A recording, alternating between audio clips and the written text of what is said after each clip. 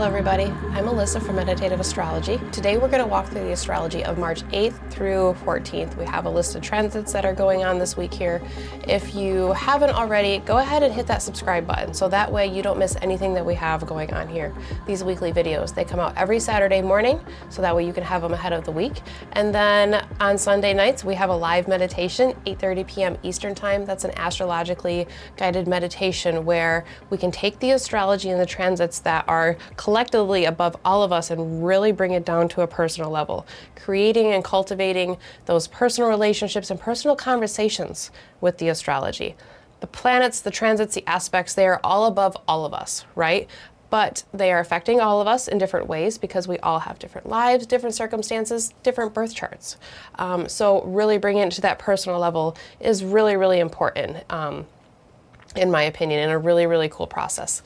And then if you find us on social media, Facebook and Instagram, that's where other miscellaneous posts, announcements, there's a weekly intention that goes along with the meditation that you can find there. So yeah, like, follow, subscribe on all of the things so that way we can walk this astrological journey together. And let's go ahead and walk through this week here, shall we? We start out right away on Sunday, March 8th with aspects here with Venus. Venus has just moved into the sign of Aries. She's come through the conjunction with Neptune. Now she's moving into the conjunction with Saturn. Really, those aspects are happening simultaneously because those planets, Neptune and Saturn are just a degree away from each other. So Venus coming into the conjunction with Saturn. There is always a serious, focused, and determined look at Venusian things. Love, harmony, relationship, beauty, desire, the things that fill us up, the things that bring us happiness, the things that are magnetically pulling us towards them. On the more positive aspect, there is a maturing or a greater understanding of those things, of the relationships and things that bring us harmony and desire. So you can have relationships or our relationships with the things that we desire and the things that we want, and where we can find balance, we can find a moving to the next level within these type of relationships here when Saturn and Venus come together here. It's in the sign of Aries. It's interesting to note that both Venus and Saturn are both depressed in the sign of Aries, right? The opposite sign of Libra is Saturn's exaltation, and it's Venus's home sign. So they're both, in a way, not able to act the way that they like to do, right? So the fact that both of these planets are not necessarily, I don't want to say that they're helpless, but like they're in a position where they really have to work hard. And these two planets, when they come together, they're willing to work hard. So there's a way in which I'm wondering is if these two planets can help each other through their learned experiences and through the history. Because when Saturn and Venus come together, there's usually some sort of history that we are looking at, like, okay, we're going to take this relationship to the next level, or okay, this relationship has met its expiration date, and there's, we're looking at the history of where we were and where we are now, that type of thing. So wondering how these two planets can help each other through this process here in the sign of Aries. It's also possible that they can both feel pinned down in a way, right? Those limiting factors of Saturn, the boundaries, the limitations, the hard no's that can come up with Saturn, those could feel a little more imminent or a little bit more dire. There's a sense of urgency in the sign of Aries. And it's the fire sign of Mars, right? Sometimes it's kind of like now or never type of situation in the sign of Aries. I'm wondering about a constructive focus on the things that are pulling us and our desires that we have. Maybe there's some sort of endurance or flow in that fiery sign of Mars, but it's also prone to burnout too, right? So maybe we are really focused on the desires that we have at hand, or we're really focused on a relationship, or we're really focused on where we can bring a little bit more balance into our lives, and we are motivated to move in that direction, and maybe move kind of quickly, because this is Mars's fire cardinal sign, right? This is the sign that ushers in and brings brings in spring here. So, you know, maybe there's a desire to initiate something that feels desirable to us, but also wanting to bring those things through in sound, steady, sturdy type ways. That's a little difficult to do in Aries, so this is where we might get a little bit of some of the difficultness. But really just being determined and focused on what we desire and what we want, and initiating that new level of Venusian things and Venusian topics, and really within the sign of Aries, wherever you find that in your chart, is some of the most beneficial things that we could potentially see here.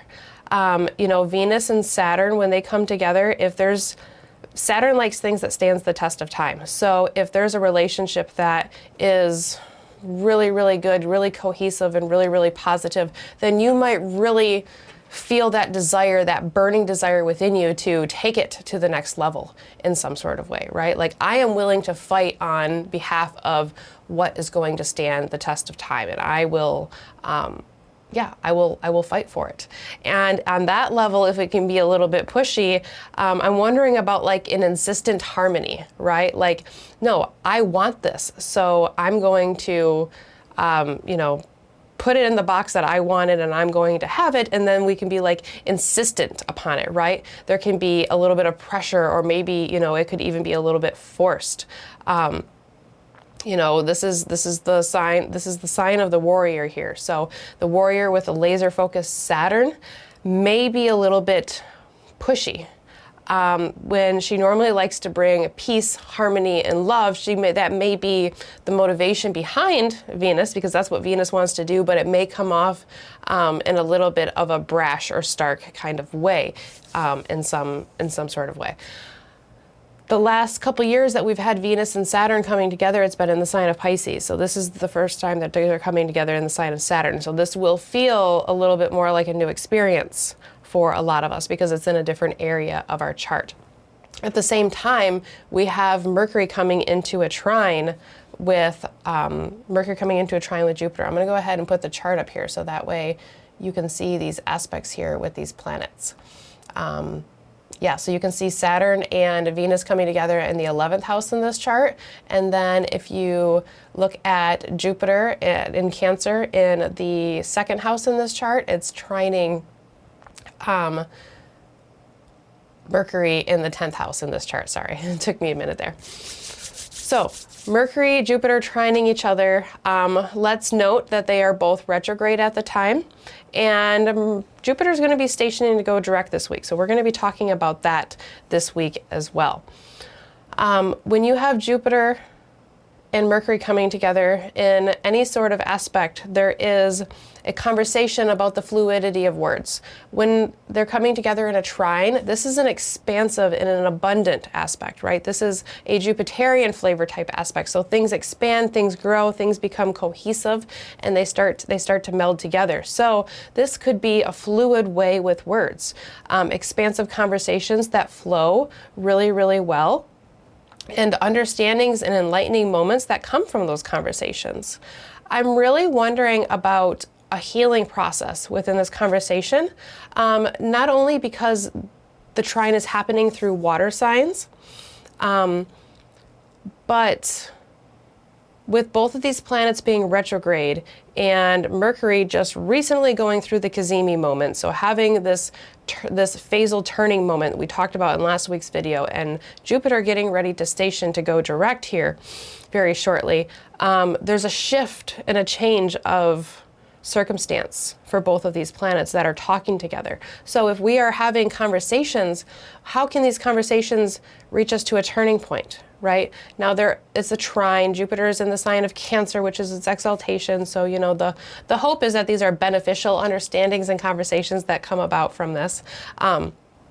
But you could always have the possibility to say too much, right? You speaking on your emotions, and then, you know, the words just kind of keep coming like the emotions, you know, like a waterfall of words coming out in some sort of way could be possible. So the healing waters coming through here mentally, right? Because this is Mercury that we're talking about here. Maybe there is a level of support, community support, or emotional support here within these planets and within these signs. The emotional support can come from the water signs within their own right.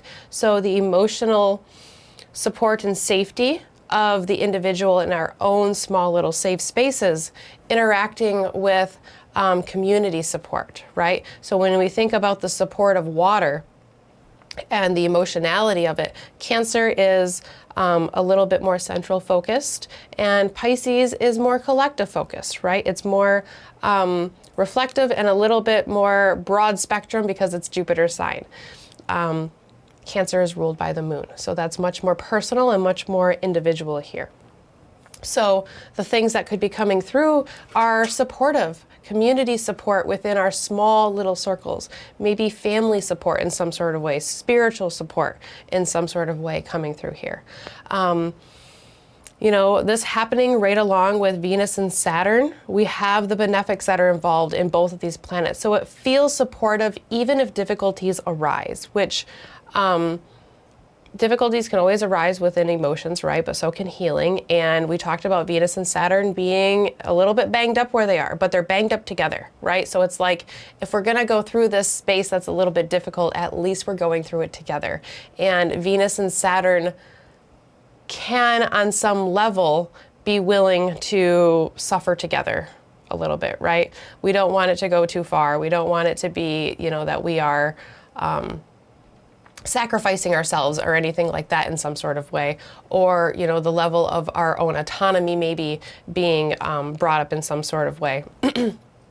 But it's like, if we're going to go through this space, let's at least do it together, right? And then you have the emphasis of the togetherness with this water trine that we have with Mercury and Jupiter coming through here too. So that's really feels much more supportive, even if there's difficult things that are coming up here in some sort of way. So hopefully beneficial conversations and understandings, and, you know, bringing our desires and where we can find balance and harmony to the next level here in the beginning of the week.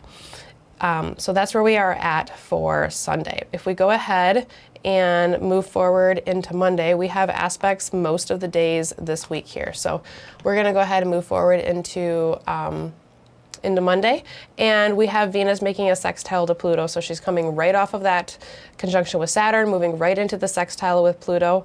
I don't think I mentioned when I was talking about Saturn the level of things falling away and decay, right?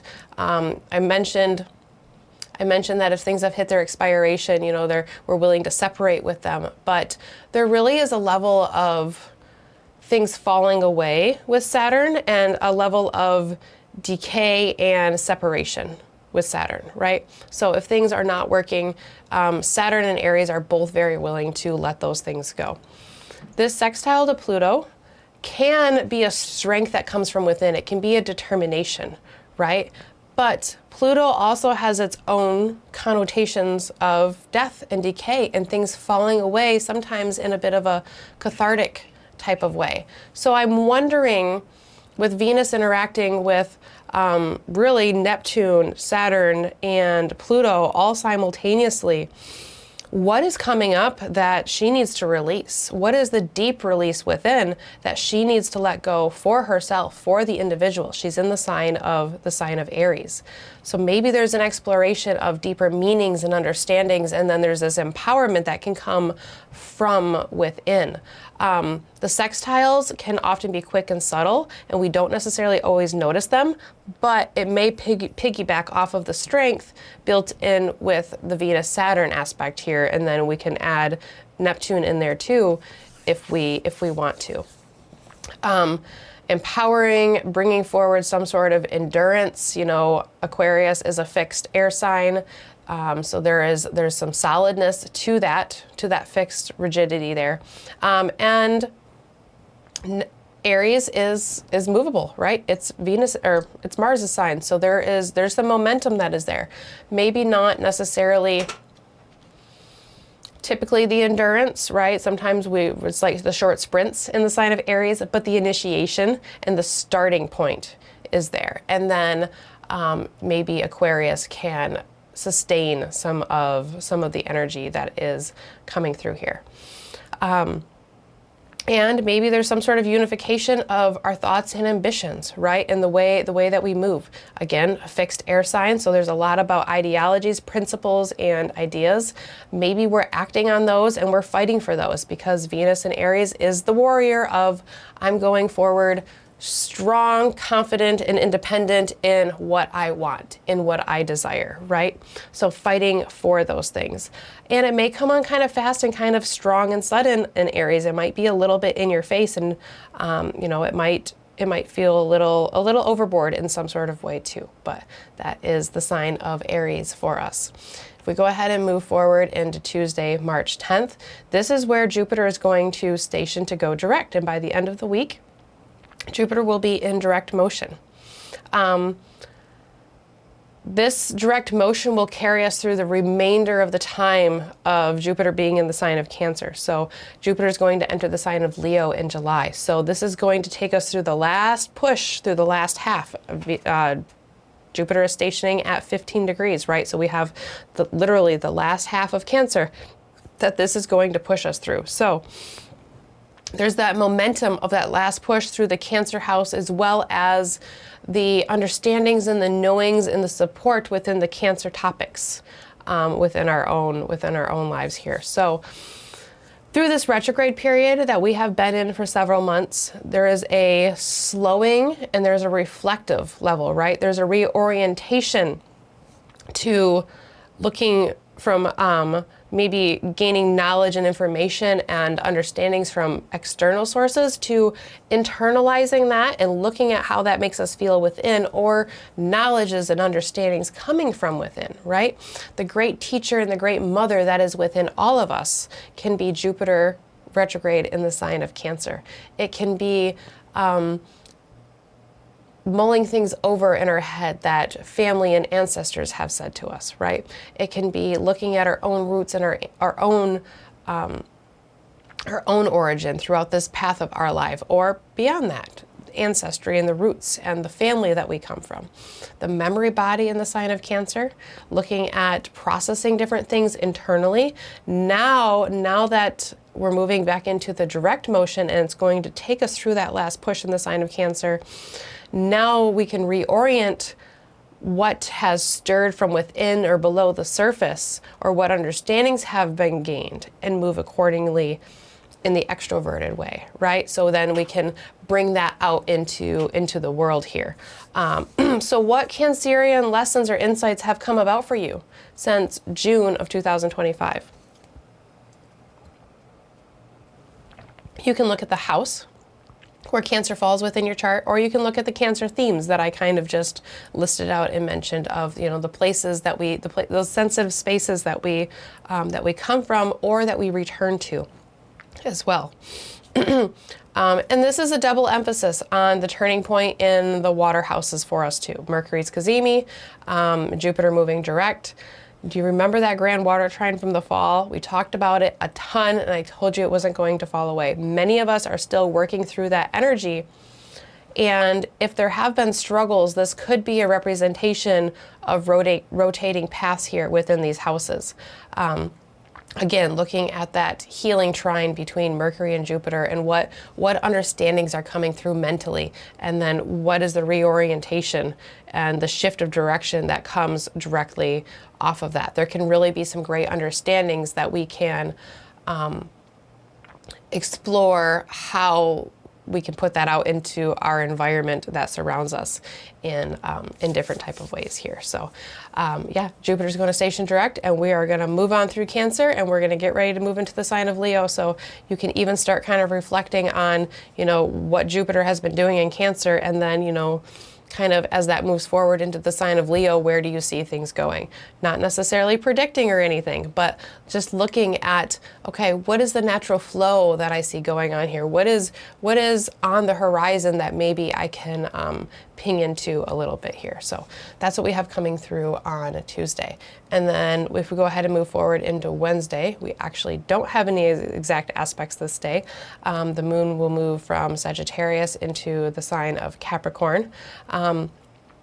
That's Also interesting to note about Tuesday is that the moon will be in the sign of Sagittarius, which is Jupiter's other sign, while Jupiter is stationing direct. So that's just an extra little nod at Jupiter there for us.